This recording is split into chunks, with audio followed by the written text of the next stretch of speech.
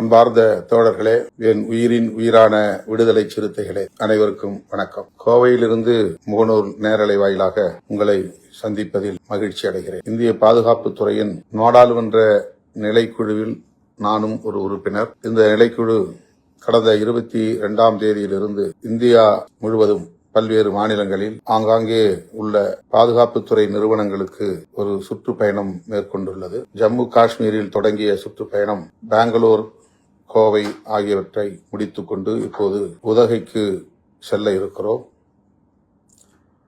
உதகமண்டலத்தில் 2 நாள் அங்குள்ள பாதுகாப்புத்துறை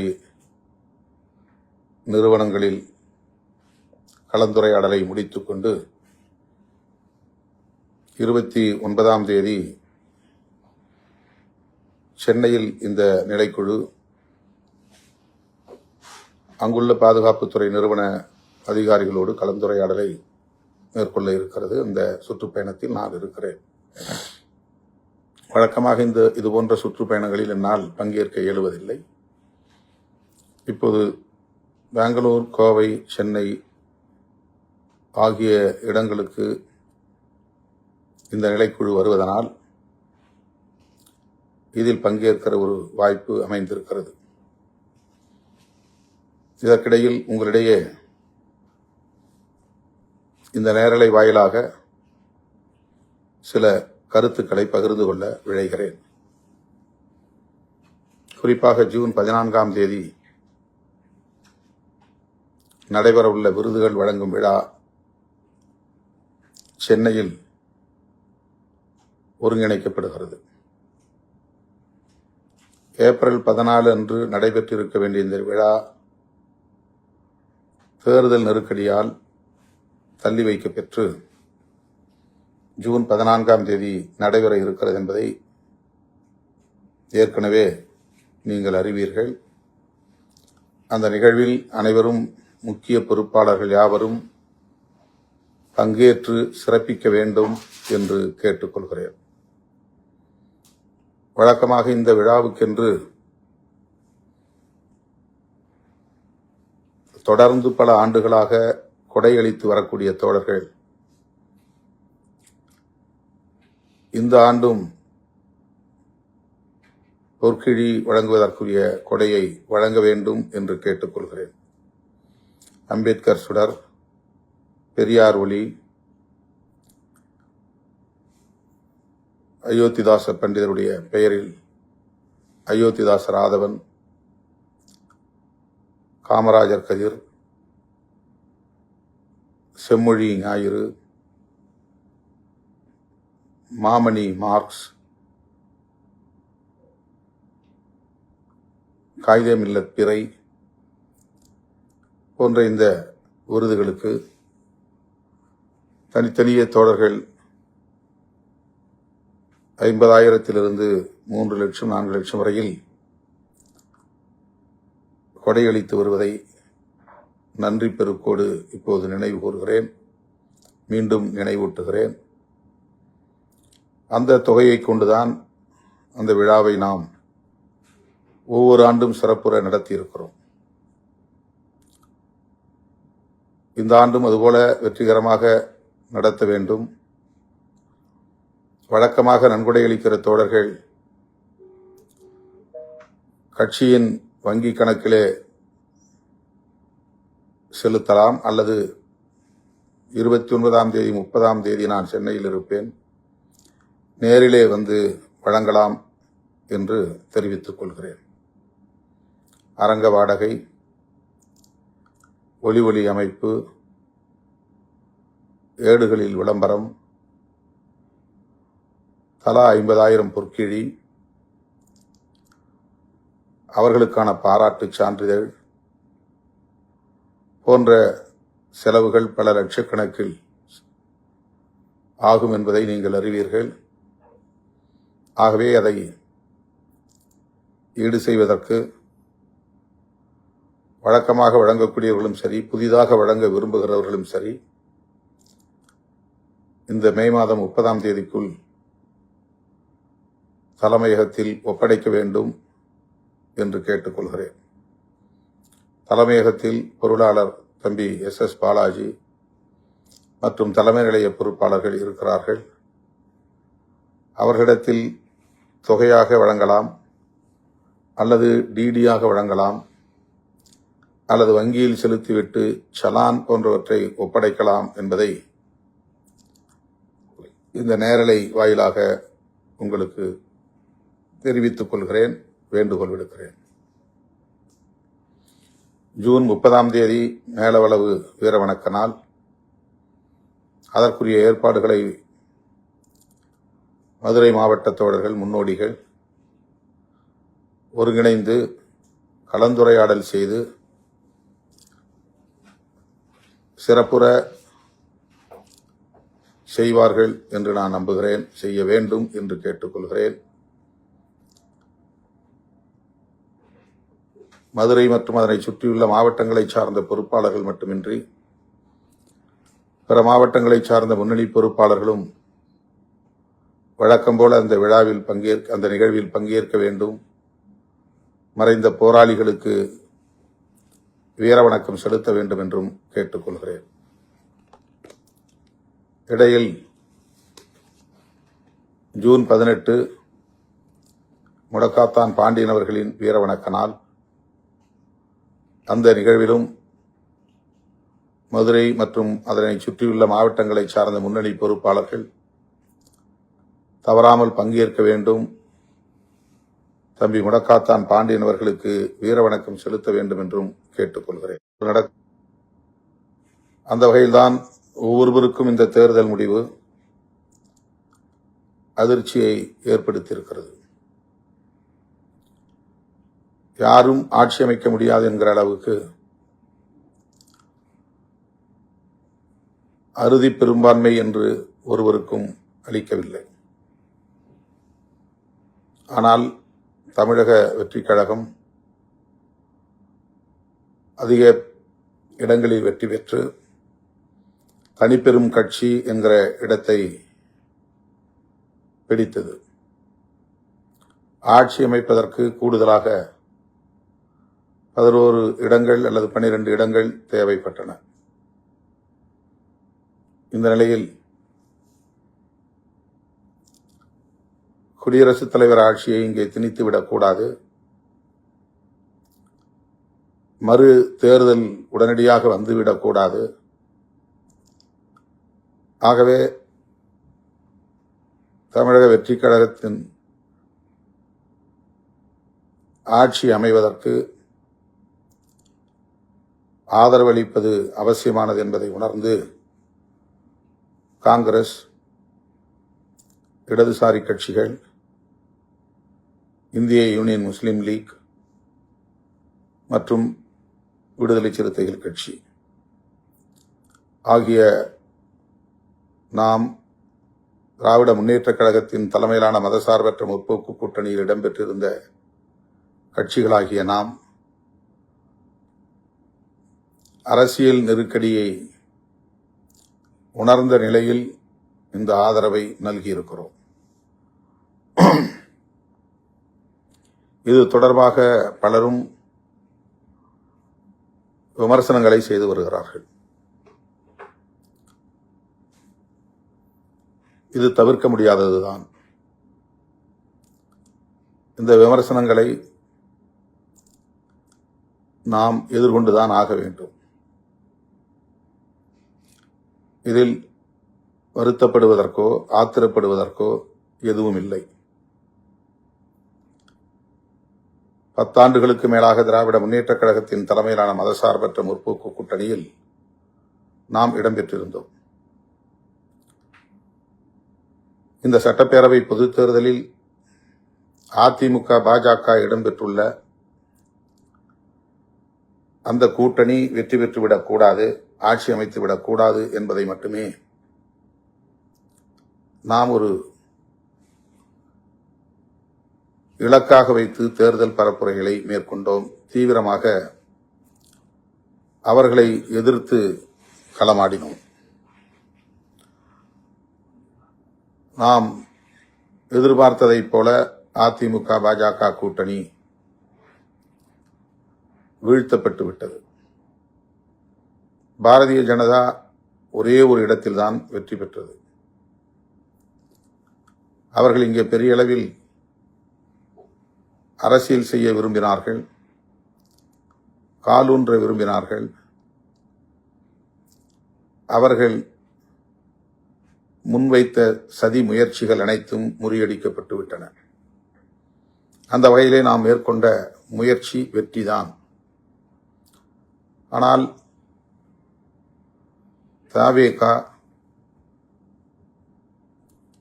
தனிப்பெரும் கட்சியாக வெற்றி பெற்ற நிலையில் திமுக தலைமையிலான கூட்டணி ஆட்சி அமைக்க முடியாமல் போய்விட்டது. தேர்தலுக்கு முன்பே இதை நாம் கணித்தோம். இஸ்லாமியர்களின் வாக்குகளையும் கிறித்தவ பெருங்குடி மக்களின் வாக்குகளையும் பெருமளவில் தவேக பிரிக்கும். அதுதான் அவர்களின் ஒரே குறியாக இருக்கிறது. ஆகவே திமுக கூட்டணிக்கு இது பாதிப்பை ஏற்படுத்தும். அதனால் திமுக ஆட்சி அமைப்பதற்கு போதிய இடங்களை பெற வாய்ப்பில்லை.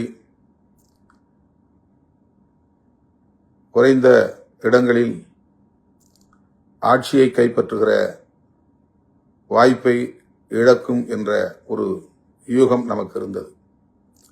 அதாவது திமுக ஆட்சி அமைப்பதற்கு போதிய இடங்கள் கிடைக்காது, ஆனால் தனிப்பெரும் கட்சியாக அது வெற்றி பெறும் என்று நான் யூகம் செய்துதான்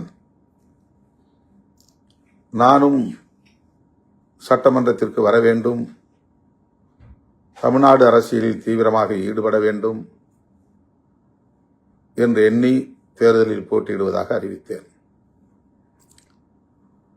தேர்தலுக்கு பின்பு தவேக பெறுகிற வாக்கு சதவீதத்தை வைத்து அரசியல் சூழல் வெகுவாக மாறும், அணி சேர்க்கைகளும் மாறும் என்று தேர்தலுக்கு முன்பே நான் கூறியதை நீங்கள்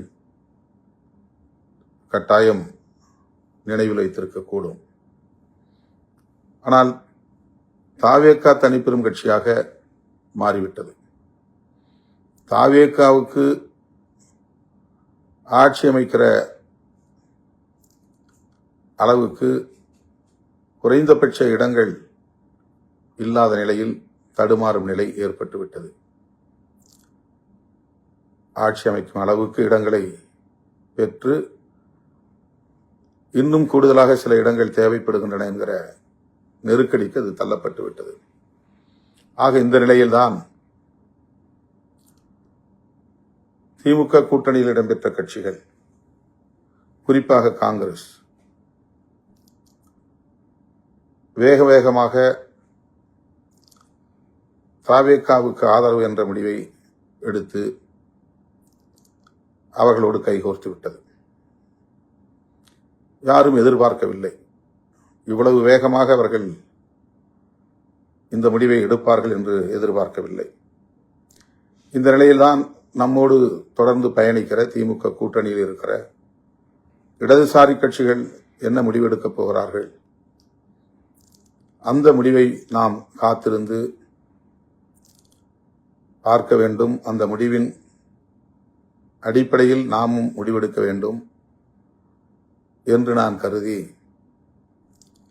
அதை வெளிப்படையாக அறிவித்தேன். இதுவும் உங்களுக்கு தெரிந்த செய்திதான். நிபந்தனையற்ற ஆதரவை அளிப்பது என்று இடதுசாரிகள் முடிவெடுத்தார்கள். அந்த முடிவை அவர்கள் 8ஆம் தேதி அறிவிக்கிறார்கள். அந்த முடிவை ஒட்டி நம்முடைய மாநில உயர்மட்ட குழு, உயர்நிலைக்குழு மாலை 6 மணிக்கு ஆன்லைன் கூட்டத்தில் விவாதிக்கப்பட்டது. 8:45 மணிக்கு தான் இரவு முடிந்தது. அன்றே ஏன் அறிவிக்கவில்லை என்று பலரும் விமர்சிக்கிறார்கள். விமர்சிக்கிறவர்கள் யார் என்று உங்களுக்கு தெரியும். எப்போதும் நம் மீது காழ்ப்புணர்ச்சி கொண்டவர்கள், நம்மை விமர்சிப்பதை மட்டுமே தொழிலாக கொண்டவர்கள். நாம் என்ன செய்தாலும் அதற்கு தவறான உள்நோக்கம் கற்பிக்கக்கூடியவர்கள். ஆகவே அதை நாம் பொருட்படுத்த தேவையில்லை. இடதுசாரி கட்சிகள் எப்படி மாநில குழுவை கூட்டி ஒரு பொது கருத்துக்கு முடிவுக்கு வந்ததோ அதை போல நாமும் நம்முடைய கட்சியின் முன்னணி தோழர்களுடன் கலந்து பேசித்தான் ஒரு முடிவுக்கு வர முடியும் என்பதை இடதுசாரி கட்சிகளுக்கு ஏற்கனவே நாம் சொல்லிவிட்டோம். எனவே 8ஆம் தேதி 4 மணிக்கு அவர்கள் அறிவித்தார்கள் என்றால் 4 மணிக்கே நாம் அறிவிக்க வேண்டும் என்று அதற்கு பொருள் இல்லை, அல்லது 5 மணிக்கே அறிவிக்க வேண்டும் என்றும் பொருள் இல்லை. அந்த முடிவை நம்முடைய உயர்நிலைக் குழுவிலே வைத்து விவாதிப்பது, அதற்கு நமக்கு கால அவகாசம் தேவை. அதை இடதுசாரி கட்சிகளின் தலைவர்களுக்கு நாம் சொல்லிவிட்டோம். அவர்களும் புரிந்து கொண்டார்கள், அதற்கு இசைவும் தந்தார்கள். நீங்கள் சுதந்திரமாக உங்கள் கட்சி உயர்நிலைக் குழு என்ன முடிவெடுக்கிறதோ அதன்படி முடிவெடுங்கள் என்று சொல்லிவிட்டார்கள். ஆகவே 8ஆம் தேதி இரவு 8:45 மணிக்குத்தான் அந்த கூட்டம் நிறைவு பெற்றது.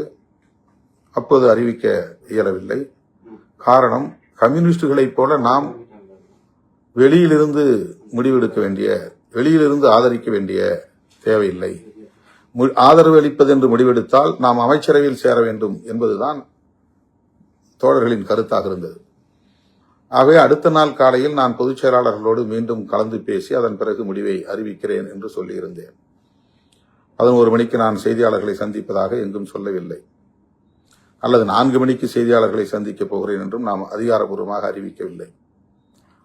பொதுச் செயலாளர்கள் மற்றும் நமது சட்டமன்ற உறுப்பினர்கள் என்னை வந்து சந்திப்பதற்கே 12:45 12:50 என்று ஆகிவிட்டது, 9ஆம் தேதி பகல். அதன் பிறகு கலந்து பேசினோம். நிறைவாக நாம் கம்யூனிஸ்டுகளைப் போலவே வெளியிலிருந்து ஆதரவு தெரிவிப்பது என்று முடிவெடுத்து தாவேகாவுடைய முன்னணி தலைவர்களுள் ஒருவராக இருக்கிற தம்பி ஆதவ் அர்ஜுன் அவர்களை வரவழைத்து அந்த ஆதரவு கடிதத்தை வழங்குவதற்கு 3:30 மணிக்கு மேல் ஆகிவிட்டது. இதுதான் நடந்தது. ஆனால் இடையிலே இருந்தவர்கள் என்னவெல்லாம் பேசினார்கள், அவதூறு பரப்பினார்கள். பேரம் பேசுகிறார் திருமாவளவன், துணை முதலமைச்சராக முயற்சிக்கிறார் திருமாவளவன், முதலமைச்சராவதற்கு இன்னொரு புறம் தூது அனுப்புகிறார், காத்திருக்கிறார் என்றெல்லாம் வாய்க்கு வந்தபடி அவதூறுகளை அள்ளி இறைத்தார்கள். ஆனால் கம்யூனிஸ்டுகளைப் போலவே நிபந்தனையற்ற ஆதரவு, வெளியிலிருந்து ஆதரவு என்று நாம் அறிவித்ததும் அவர்கள் அனைவரின் முகத்திலும் கரி பூசப்பட்டது. அவர்கள் வெட்கி தலை குனிந்தார்கள். அவர்கள் சொன்னதைப் போல எந்த நிலைப்பாடும் நாம் எடுக்கவில்லை, யாரோடும் பேரம் பேசவில்லை, யாருக்காகவும் காத்திருக்கவில்லை. இடதுசாரிகள் எடுத்த முடிவே சிறுத்தைகளின் முடிவு என்பதை உறுதிப்படுத்தினோம். ஆகவே அது வெறும் அவதூறு என்பது உறுதியாகிவிட்டது. இப்படித்தான் ஆதவ் அர்ஜுன் நம் கட்சியிலே இருந்தபோது அவர் திமுகவை விமர்சனம் செய்தார். அவர் மீது நடவடிக்கை எடுக்க வேண்டும் என்று திமுக துணை பொதுச் செயலாளர் நாடாளுமன்ற உறுப்பினர் திரு ஆ. ராஜா அவர்கள் கோரிக்கை விடுத்தார். உடனே சமூக ஊடகங்களில் அரசியல் பேசும் அறிவுஜீவிகள் திருமாவளவன் ஏன் இன்னும் நடவடிக்கை எடுக்கவில்லை, திமுகவுக்கு எதிராக ஆதவ் அர்ஜுன் பேசிய பிறகும் அவர் மீது நடவடிக்கை எடுக்க திருமாவளவன் ஏன் தயங்குகிறார் என்று ஒரு உள்நோக்கம் கற்பித்தார்கள். ஒரு சிலர் ஒருபடி மேலே போய் ஆதவ் அர்ஜுன் மேல் திருமாவளவனால் நடவடிக்கை எடுக்க முடியாது, ஏனென்றால் ஆதவ் அர்ஜுனிடம் பல 100 கோடிகள் பணம் வாங்கி அவருக்கு கட்டுப்பட்ட நிலையில் கிடக்கிறார், முடங்கி கிடக்கிறார் என்றெல்லாம் அவதூறுகளை அள்ளி இறைத்தார்கள். 200 கோடி என்றார்கள், 400 கோடி என்றார்கள். ஆதவ் அர்ஜுன் அவ்வளவு பணம் கொடுத்து விட்டு கட்சியிலே சேர்ந்தாராம். அவருடைய பணத்தில் தான் நாம் கட்சியை நடத்தினோமாம். ஆதவ் அர்ஜுன் வருவதற்கு முன்பு நாம் மாநாடுகளை நடத்தியது இல்லையா, பேரணிகளை நடத்தியது இல்லையா, விருதுகள் வழங்கும் விழா நடத்தியது இல்லையா? இந்த கும்பல் எப்படிப்பட்ட கும்பல், நமக்கு எதிரான அவதூறுகளை பரப்புகிற கும்பல் என்பதை நீங்கள் புரிந்து கொள்ள வேண்டும். ஆதவ் அர்ஜுன் கட்சியில் சேர்ந்த பிறகு நாம் ஒரு விருதுகள் வழங்கும் விழாவை நடத்தினோம். அதில் அவருடைய குழுவை சார்ந்தவர்கள் ஒருங்கிணைப்பு பணிகளை மட்டும் மேற்கொண்டார்கள். மேடை அமைப்பது, ஒலி அமைப்பது, ஊடகங்களுக்கு இணைப்பு கொடுப்பது என்ற பணிகளை மட்டும் மேற்கொண்டார்கள். அவ்வளவுதான். செலவு என்பது நீங்கள் கொடுத்த பணம். கிட்டத்தட்ட 30-40 பேர் தலா 50,000, 1,00,000 என்று வழங்கிய பணம். இதுதான் விருதுகள் வழங்கும் விழாவுக்கு எப்போதுமே நாம் வெளியில் யாரிடத்திலும் வசூல் செய்ததே கிடையாது, நன்கொடை திரட்டியதே கிடையாது. நீங்கள் கொடுக்கிற பணத்தை கொண்டுதான் விருதுகள் வழங்கும் விழாவை இத்தனை ஆண்டுகளாக நாம் நடத்தி வருகிறோம். யார் யார் பணம் வழங்குகிறார்கள் நன்கொடையாளர்கள் என்பதை மேடையிலேயே அறிவிப்பதுண்டு. இதையெல்லாம் தெரிந்திருந்தும் கூட அந்த விழாவையும் ஆதவ் அர்ஜுன் தான் ஒட்டுமொத்தமாக செலவு செய்து நடத்தினார் என்று அவதூறு பரப்பினார்கள். மது மற்றும் போதைப்பொருள் ஒழிப்பு மாநாடு, மகளிர் மாநாடு, ஆதவ் அர்ஜுன் வருவதற்கு முன்பே நாம் முடிவு செய்த மாநாடு. அது ஆதவ் அர்ஜுன் வந்த பிறகு முடிவு செய்த மாநாடு அல்ல. அவர் வராவிட்டாலும் அந்த மாநாட்டை நாம் நடத்தியிருப்போம். அவருக்கு முன்பு அதுபோல எண்ணற்ற பல மாநாடுகளை நடத்தியிருக்கிறோம். லட்சக்கணக்கான மக்களை திரட்டி நடத்தியிருக்கிறோம். அந்த மாநாட்டுக்கு நான் தமிழ்நாடு முழுவதும் மண்டல வாரியாக உங்களை சந்தித்தேன். ஆங்காங்கே நீங்கள் வழங்கிய நிதி, பல லட்சக்கணக்கில் வழங்கிய நிதி அந்த மாநாட்டுக்கு பயன்படுத்தப்பட்டது. நாம் எதுவுமே இல்லாத ஒரு கட்சி. அதனால் இவர்களுக்கு மாநாடு நடத்துவதற்கு, இவ்வளவு மக்களை திரட்டுவதற்கு எங்கிருந்து சக்தி வந்துவிடும், ஆதவ் அர்ஜுன் தான் தந்திருப்பார் என்று இந்த கும்பல் யூகம் செய்து நமக்கு எதிரான அவதூறுகளை இன்றைக்கும் பரப்பிக் கொண்டிருக்கிறார்கள். இப்போது நமக்கு யார் யார் நமக்கு எதிரான காழ்ப்புணர்வை கொண்டிருக்கிறார்கள் என்பதை அறிந்து கொள்வதற்கான ஒரு வாய்ப்பு மீண்டும் நமக்கு கிடைத்திருக்கிறது. ஆக அந்த மாநாடு, மது மற்றும் போதைப்பொருள் ஒழிப்பு மாநாடு, முழுக்க முழுக்க மக்கள் கொடுத்த நிதியிலிருந்து நடத்தப்பெற்ற மாநாடு. அந்த மாநாட்டில் திமுக எப்படி வரலாம், திமுக பொறுப்பாளர்கள் எப்படி வந்து அமரலாம் என்று சில அறிவுஜீவிகள் கேள்வி எழுப்புகிறார்கள். உடனே திமுக சொம்பு என்றெல்லாம் நம்மை விமர்சனம் செய்தார்கள். ஆதவ் அர்ஜுன் மீது நடவடிக்கை எடுக்காமல் இருக்கிறார் என்கிற போதும் திமுகவுக்கு பயப்படுகிறார் என்றார்கள். மது மற்றும் போதைப்பொருள் ஒழிப்பு மாநாடு என்பது அனைவருக்கும் பொதுவானது, எல்லா கட்சிக்கும் பொதுவானது. ஆகவே செய்தியாளர்கள் சந்திப்பில் அதிமுகவும் பங்கேற்கலாம், திமுகவும் பங்கேற்கலாம் என்று நான் வெளிப்படையாக ஒரு அழைப்பு விடுத்தேன். அவரவர் கட்சி அவரவருக்கான செயல் திட்டம் வெவ்வேறாக இருந்தாலும் கூட தேசிய அளவிலான ஒரு மது விலக்கு கொள்கை என்பது தேவைப்படுகிறது. ஒரு மாநிலத்திலே மது விலக்கு, இன்னொரு மாநிலத்தில் சுற்றிலும் மது விலக்கு அமலில் இல்லை. இங்கே மட்டும் மது விலக்கு அமலில் இருந்தால் என்ன செய்ய முடியும் என்ற கேள்வியை அவர் எழுப்பியது சரிதான். பாண்டிச்சேரியிலே தாராளமாக மது புழங்குகிறது, ஆந்திராவிலே மது புழங்குகிறது, தமிழ்நாட்டிலே மது விலக்கு நடைமுறைப்படுத்தப்படுகிறது என்றால் அது வெறும் போலித்தனமான மது விலக்காகத்தான் இருக்க முடியும். எனவே மாநில அரசுக்கான அதிகாரமாக அது இருந்தாலும் கூட அதை இந்திய ஒன்றிய அரசு கையில் எடுத்து மதுவிலக்குக்கான ஒரு தேசிய கொள்கையை வரையறுக்க வேண்டும் என்று நாம் சொன்னோம். உடனே மாநில அரசின் கொள்கைகளை மத்திய அரசுக்கு எப்படி ஒப்படைக்கலாம் என்று சில அறிவுஜீவிகள் கிளம்பிவிட்டார்கள். திருமாவளவன் மாநில உரிமை பேசக்கூடியவர், மாநில சுயாட்சி பேசக்கூடியவர், மதுவிலக்கு கொள்கை மாநில அரசிடம் இருக்கிற அந்த அதிகாரத்தை இந்திய ஒன்றிய அரசிடம் ஒப்படைக்க பார்க்கிறார் என்றெல்லாம் நமக்கு எதிரான அவதூறுகளை பரப்பினார்கள். ஆக அதிமுக அதிலே பங்கேற்கவில்லை, திமுகவை சார்ந்தவர்கள் இன்று பங்கேற்றார்கள். இதெல்லாம் நடந்த வரலாறு.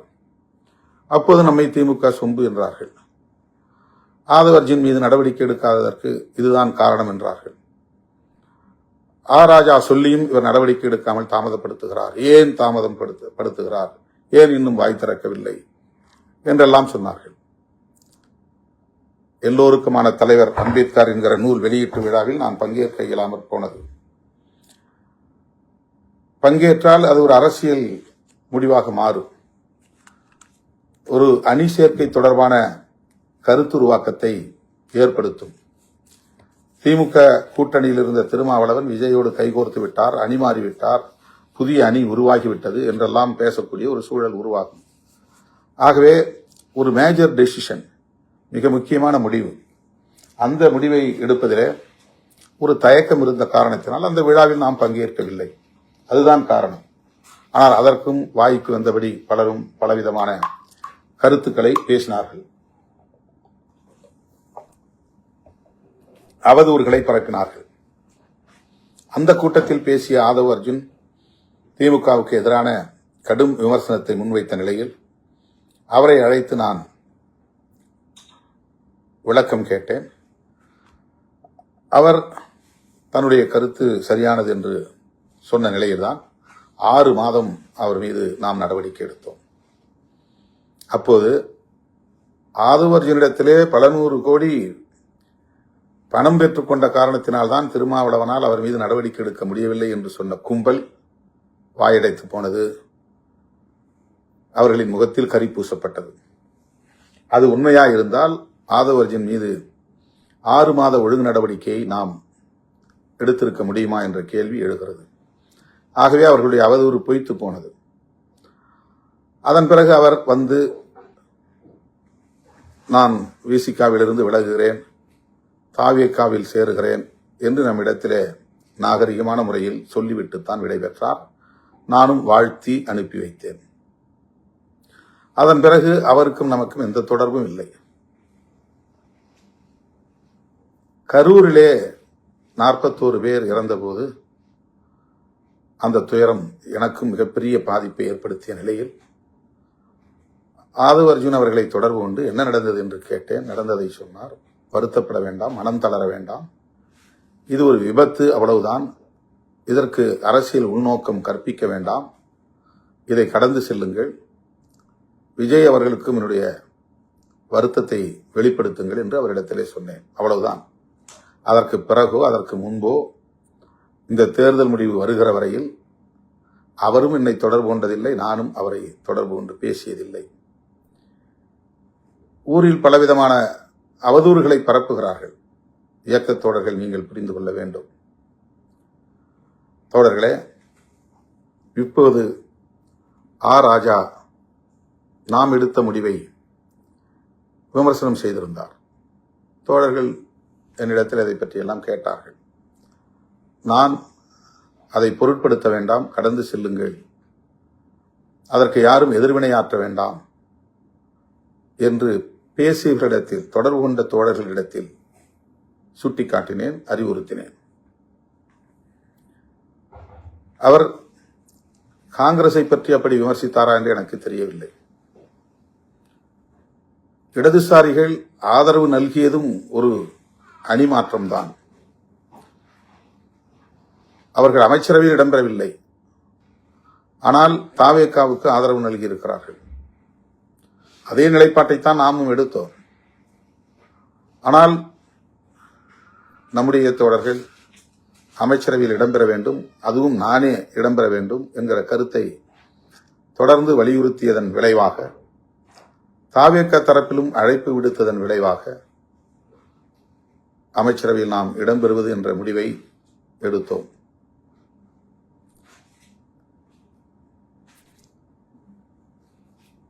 திராவிட முன்னேற்றக் கழக தலைவர் அண்ணன் ஸ்டாலின் அவர்களிடத்திலே இந்த ஆதரவு நல்குவது என்கிற முடிவை நேரிலே சந்தித்து, இடதுசாரிகள் எடுத்த முடிவை நாங்களும் எடுக்கிறோம் என்று சொல்லிவிட்டுத்தான் ஆதரவை நல்கினோம். அவர் அதை பெரிதாக எடுத்துக் கொள்ளவில்லை. அதனால் ஒன்றுமில்லை, நீங்கள் ஆதரவு நல்கலாம் என்று இசைவு தந்தார். அமைச்சரவையில் இடம்பெறப் போவதை அவருக்கு தெரிவிக்க முடியவில்லை. ஆனால் முன்னணி அமைச்சர்கள் ஒரு சிலரை நான் தொடர்பு கொண்டு இப்படி ஒரு நிலைப்பாட்டை நாங்கள் எடுக்கிறோம் என்று சொல்லிவிட்டு, அதன் பிறகுதான் செய்தியாளர்களை சந்தித்து விசிக அமைச்சரவையில் இடம்பெறுகிறது என்ற அறிவிப்பை செய்தேன். திராவிட முன்னேற்றக் கழகத்தின் தலைமையிலான மதசார்பற்ற முற்போக்கு கூட்டணியில் விடுதலை சிறுத்தைகள் கட்சி 10 ஆண்டுகளுக்கு மேலாக தொடர்ந்து பயணித்து வருகிறது.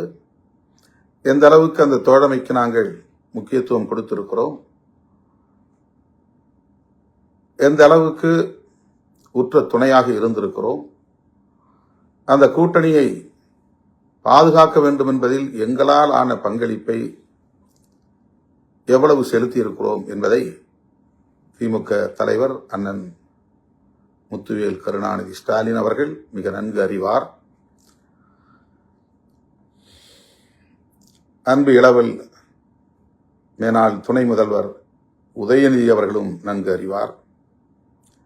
சுற்றி இருப்பவர்கள் ஒரு சிலர் நன்கு அறிவார்கள்.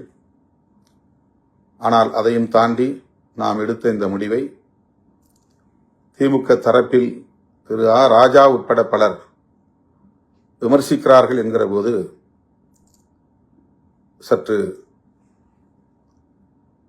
வலி அளிக்கிறது, வலியாகத்தான் இருக்கிறது.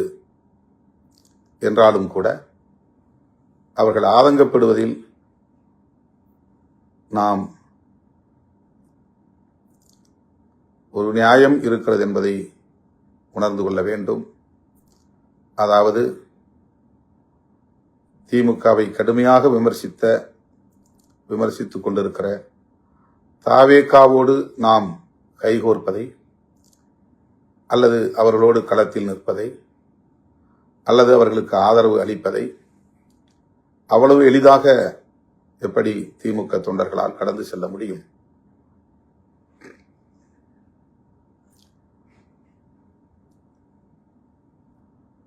இது மனித இயல்புதான். கடும் சொற்களால் விமர்சிக்க கூடாது என்று அண்ணன் ஸ்டாலின் அவர்கள் தன்னுடைய தொண்டர்களுக்கு அறிவுறுத்தியிருக்கிறார். அந்த பதிவை உடனே எடுக்கும்படி ஆணையிட்டிருக்கிறார். இதுவும் நாம் அறிந்த ஒன்று. இந்த நிலையில் ஆ ராஜா அவர்களை எதிர்த்து விமர்சிப்பதோ, திமுகவுக்கு எதிராக விமர்சனங்கள் செய்வதோ அல்லது போராட்டங்களை நடத்துவதோ தேவையற்றது. இயக்கத் தோழர்கள் இதை கடந்து ஆக்கப்பூர்வமான செயல்களில் ஈடுபட வேண்டும். நமது கட்சியின் மறுகட்டமைப்பு பணிகளில் கவனம் செலுத்த வேண்டும். விருதுகள் வழங்கும் விழாவை சிறப்பாக நடத்த வேண்டும். ஜூலை 23ஆம் தேதி நடைபெறவுள்ள தமிழ் தேசிய எழுச்சி மாநாட்டு பணிகளில் சுவர் விளம்பரங்கள் உள்ளிட்ட ஆயத்த பணிகளில் ஆர்வம் காட்ட வேண்டும் என்று கேட்டுக்கொள்கிறேன். நம்மை பிடிக்காதவர்கள் எப்போதும் விமர்சித்துக் கொண்டுதான் இருப்பார்கள். நம்முடைய வளர்ச்சியை விரும்பாத காழ்ப்புணர்ச்சி கொண்டவர்கள் எப்போதும் நமக்கு எதிரான அவதூறுகளை பரப்பிக் கொண்டுதான் இருப்பார்கள். நாம் எந்த முடிவு எடுத்தாலும் விமர்சிப்பார்கள். திமுக அணியிலேயே தொடர்வது என்றாலும் மீண்டும் திமுக கொத்தடிமை என்பார்கள். திமுகவிடம் ஏதோ இவர்கள் பெரிய அளவிலே கை நீட்டி வாங்கிவிட்டார்கள், அதனால்தான் வெளியே வர முடியவில்லை என்று விமர்சிப்பார்கள். இப்படி திமுக ஆதரவு நிலைப்பாட்டிலிருந்து மாறி வேறு நிலைப்பாட்டை எடுத்தாலும் அதேபோல விமர்சனங்களை அள்ளி இறைப்பார்கள்.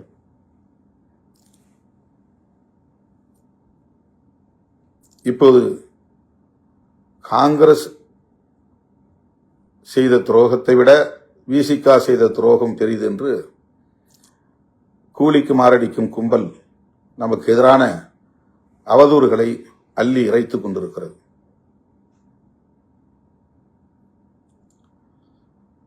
தேர்தலுக்கு முன்பே ஆதவர்ஜினாவோடு திட்டமிட்டு நாம் சதி செய்தோம் என்றெல்லாம் சொல்லுகிறார்கள். மேனாள் முதல்வர் அண்ணன் மு.க. ஸ்டாலின் அவர்களின் மனசாட்சிக்கு தெரியும். விடுதலை சிறுத்தைகளும் திருமாவளவனும் எந்த அளவுக்கு நேர்மையான உறவை கொண்டிருந்தோம், நட்புக்கு எந்த அளவுக்கு முக்கியத்துவம் கொடுத்தோம், அந்த கூட்டணியை பாதுகாக்க வேண்டும் என்பதில், கட்டுக்கோப்பாக வைத்திருக்க வேண்டும் என்பதில், அது வெற்றி பெற வேண்டும் என்பதில் எந்த அளவுக்கு உறுதுணையாக இருந்தோம் என்பது அண்ணன் அவர்களின் மனசாட்சிக்கு தெரியும். வேறு யாருக்கும் இது தெரிய வேண்டும் என்பதில்லை. எனவே என் உயிரின் உயிரான விடுதலை சிறுத்தைகளுக்கு நான் வேண்டுகோள் விடுக்கிறேன். இந்த பிரச்சனையை ஊதி பெருக்க வேண்டாம், விட்டுவிடுங்கள், கடந்து செல்லுங்கள்.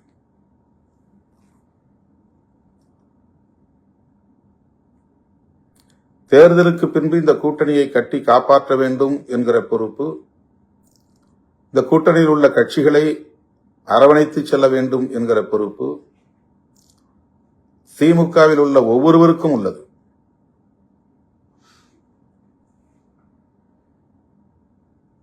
இது நாம் பெற்றிருக்கிற வெற்றியாக இருந்தாலும் அல்லது தோல்வியாக இருந்தாலும் அதற்கு கூட்டணியில் உள்ள ஒவ்வொருவருக்கும் பொறுப்பு உண்டு. நம்முடைய வாக்குகள் அவர்களுக்கும், அவருடைய வாக்குகள் நமக்கும் பரிமாற்றம் அடைந்ததனால்தான் இந்த வெற்றியை கூட நாம் அடைந்திருக்கிறோம்.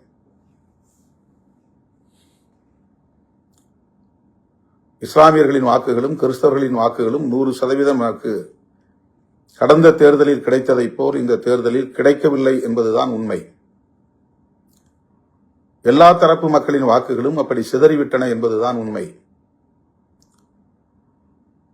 ஏதோ விடுதலை சிறுத்தைகளுக்கான தலித் வாக்குகள் மட்டும்தான் சிதறி போய்விட்டது, அதனால்தான் இந்த தோல்வி என்று இப்போதும் நமக்கு எதிரான அவதூறுகளை பரப்புகிறார்கள். நான் ஏற்கனவே சொன்னதைப் போல பாரதிய ஜனதா கட்சி 11.5%-இருந்து 2.5% குறைந்திருக்கிறது. ஏறத்தாழ 9% வாக்குகளை அது பறிகொடுத்திருக்கிறது. அந்த 9% வாக்குகளும் பாஜகவுக்கு ஏற்பட்டிருக்கிற இழப்பும் தலித்துகளின் வாக்குகளா என்பதை எண்ணி பார்க்க வேண்டும். நாம் தமிழர் கட்சி கடந்த முறை 8% வாக்குகளை பெற்ற கட்சி இப்போது 4% குறைந்திருக்கிறது. அதற்கு 4% வாக்குகள் இழப்பு ஏற்பட்டிருக்கிறது. இந்த 4% வாக்குகளும் தலித் வாக்குகளா என்பதை எண்ணி பார்க்க வேண்டும்.